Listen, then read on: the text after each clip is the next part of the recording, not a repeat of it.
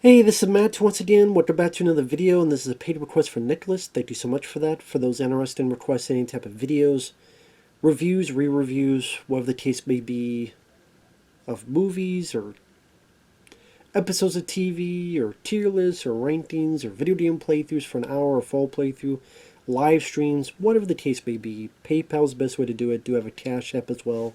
Links are down below in the info box, and I will get to it as soon as I possibly can.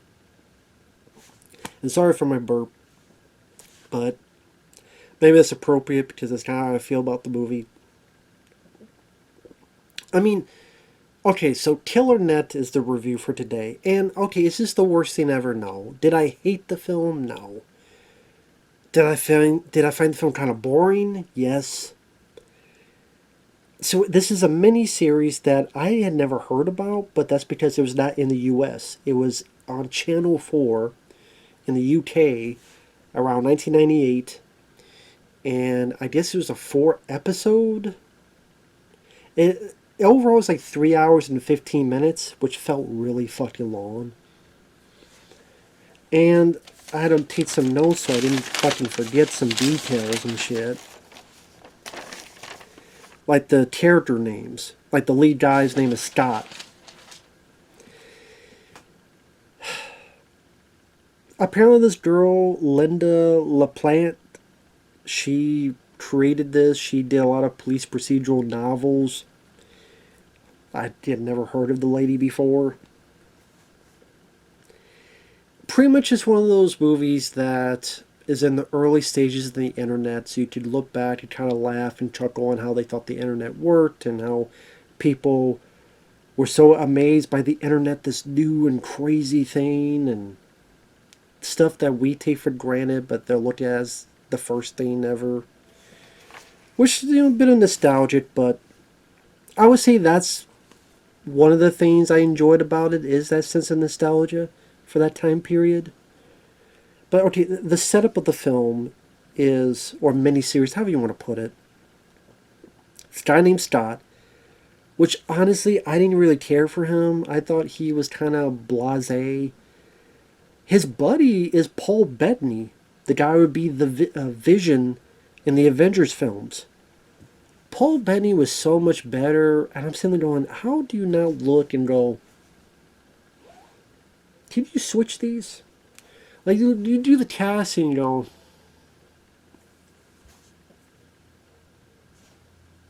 how about you be this guy and you be this guy, okay? Because Paul Bettany outshined the lead guy every step of the way. That really was the case. Like, every step of the way, it's like Paul Bettany blew this lead guy out of the water with his acting. I really do feel that way, but that's just my opinion. So it's the two of them and Paul Bettany's girlfriend. They live in the same place. They go to college. Scott is a psychology student. And he's focused on his work, but he hasn't met many girls. Paul Bettany tries to set him up. Ultimately, Scott goes to this kind of an internet cafe type of thing. There's some computers there. He gets online and meets in this chat room this girl named Rich Bitch. Meets the girl in real life. Her name is Charlie or Charlotte, and the guy falls for her. Before I go on, one thing to point out that I thought was funny was the first scene in the movie when Scott is on his computer and he has a can. He's drinking. The funny thing is, the can is already crushed as he's drinking. Like, you can tell it's already been, and I'm not going to do it because it's going to fuck up and leak, and that's the point. No one would drink a can, and no one would crush a can before you finish drinking. The reason being because if you crush it, holes will poke and drip all over your shit. So again, it's funny. You could clearly tell there's dents and creases as if he crushed it. And then for a second take, here's the can. I already crushed it. Yeah, but fuck it. It's a take two. No, we don't have another can for you to do. You crush that one, oh well. Yeah, put it back in your fucking hand. We know it looks crushed. No one's gonna pay attention. I'm like, I did. So yeah, the guy's drinking an already crushed can, then tosses in the garbage. No one fucking drinks from a crushed can. These cans don't drip all over your shit. But anyway, that's the first time I'm like, okay, that's what kind of movie this is. Also, when he gets to the chat room, I'm like, is this how it was back then? Where you have these avatars, and when you type, it appears as a thought bubble above your avatar? What kind of chat rooms were these? The made up kind? Type pops up in a thought balloon above your weird ass avatar. I'm like, I don't. That's how what? That's how people did back then. Really? Why do I call bullshit? And I guess also with Channel 4, I guess you just show nudity on TV because you do get to see Charlie's little bit of her titties when they have sex. Also, Paul Bettany, he sees Charlie and they have a little bit of a weird moment. So it's obvious they know each other. It's obvious they have a history with each other, with the way they react to each other. That's plainly obvious. So when you find out later that yes, that's the case, it's not much of a surprise. But as time goes on, Scott goes with Charlie to here to there. And to be honest, like the first chunk of this was pretty boring because Scott, I don't think was that interesting. Charlie just came off as a bitch because she is a bitch. She's not rich, so she's half lying. The bitch part, Sally, was the part she was lying about. Can the rich part be the truth part? I'd rather the rich part be the truth part, not the bitch part, but the bitch part is the truth part to Charlie's parts. All her pink parts. So she dumps his ass. And she's with this douchey asshole that I know the guy was... He was part of a band, and I can't remember what the name of the band was. The guy who's the douchey asshole. I cannot fucking remember.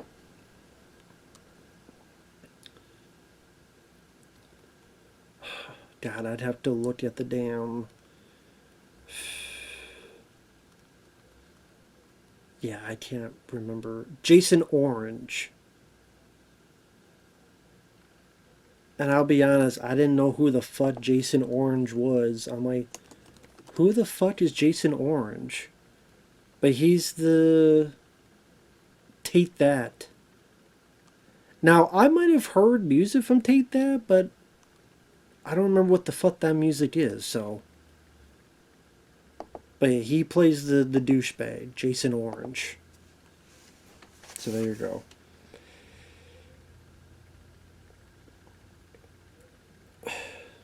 While he's been dumped, he gets his device to put into his computer and to talk with, well, other sexy women. In this case, sex chat rooms that he pays for, or more like he puts on his dad's credit card and shit. And it's stupid enough to not realize that they're going to be found out sooner or later. I mean, so much for being a smart psychology student.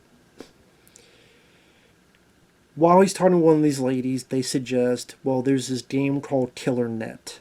It's a CD-ROM game. He gets the game, and they play off like one of those old FMV games, like Night Trap, like The Seventh Guest, that type of stuff, where you're supposed to stalk and plan and execute the perfect murder.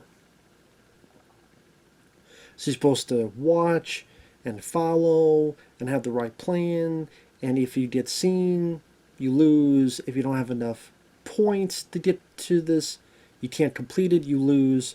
So he studies on how the best to stalk someone there's this guy who's got this bald head who talks very sinister, and he's like the host of the whole game. And that stuff was kind of fun. Scott being obsessed with this game and just how the FMV worked, and very retro with some of the way it looked. It reminded me of seeing those type of games back in the day, because we as a family didn't have a computer till probably 2000, give or take. 2000 or 2001. But I remember going to Radio Shack, for those who remember Radio Shack, and I remember seeing these type of games and just being mesmerized. And just, this is a side note, so bear with me. What's interesting about it is that we that lived that era, we witnessed the birth of the computer, the home computer, and the home internet. You can make the argument as the most important invention of all time. And we were there for its inception, cultivation, and growth. Kind of interesting on that front. I remember seeing those early days and being a kid and mesmerized, and like Radio Shack, and there's this game called Mega Race.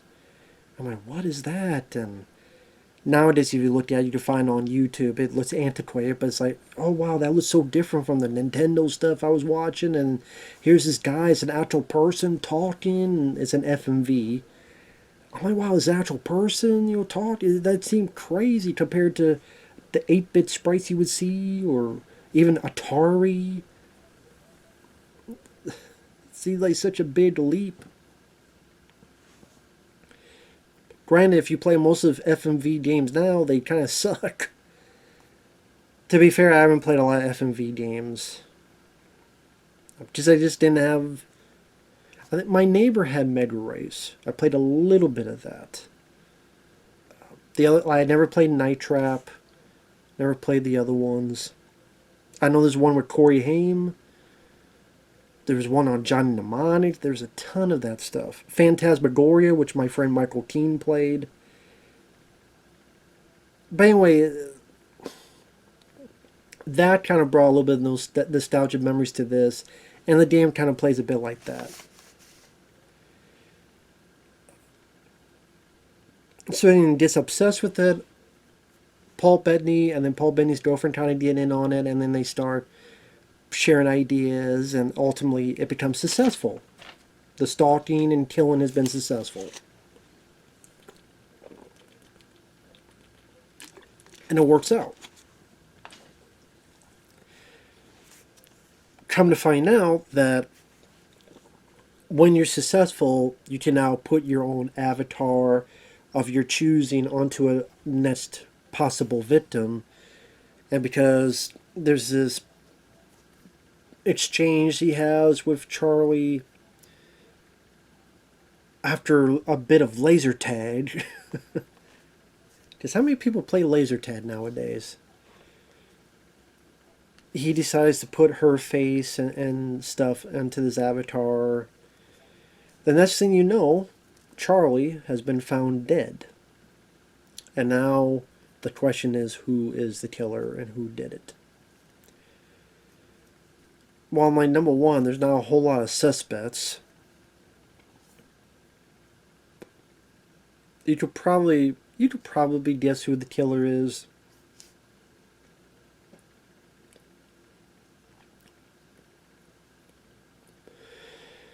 And also, that's when the cops get more involved. And there's this guy who plays this investigator Colby, who did fine. I didn't mind him. I thought he was rather natural.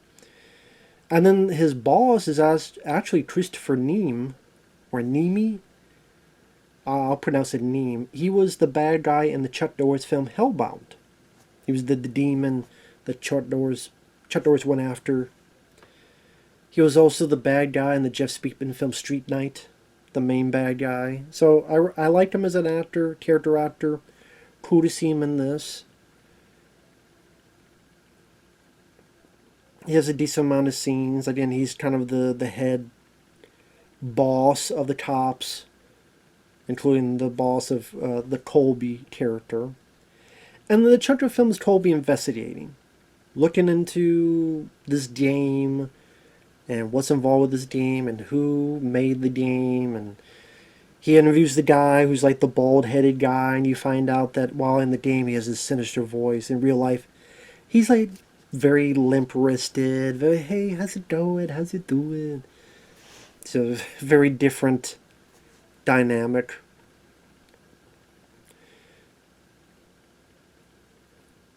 And then the movie kind of, and this I thought was really strange, they give away the aspect of, oh, there is a killer. There is a killer where the point of the game was that you, when you create your own victim, he sees that through his computer, uses that information to stalk the person and kill that person. But then he sees that this woman, Charlie, has been killed, and he's like, wait a minute, that was supposed to be mine. So number one, you just gave away that, wow, there actually is a serial killer, and you gave away that, well, obviously he did not kill her, otherwise he would not have been this upset and pissed about it. I mean, shouldn't this be stuff you reveal instead of giving away so early? Like, have it be a mystery, then, oh, we got the suspect, and then reveal, oh my god, there actually is a killer? Like, another killer, and by chance this person did it before this guy? Like, wouldn't that be worked as a reveal? But it doesn't.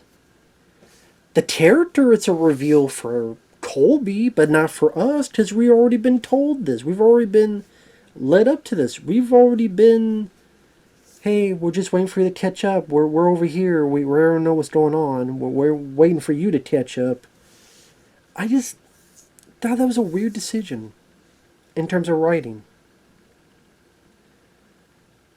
And again, while the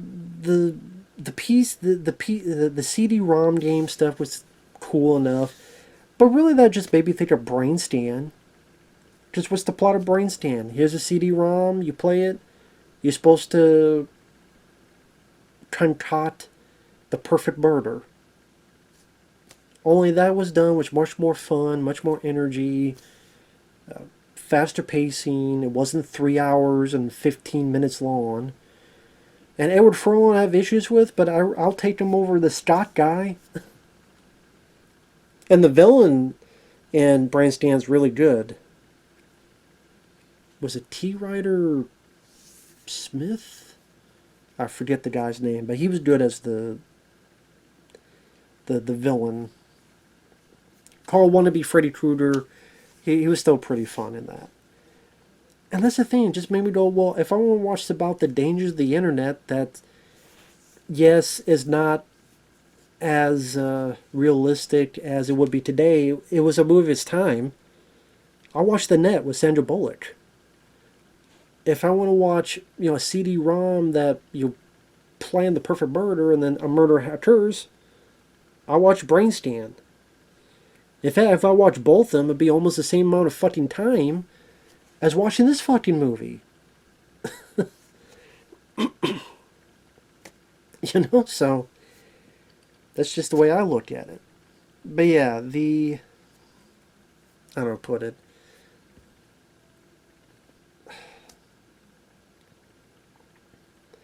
Spoilers, Paul Bettany ultimately confesses.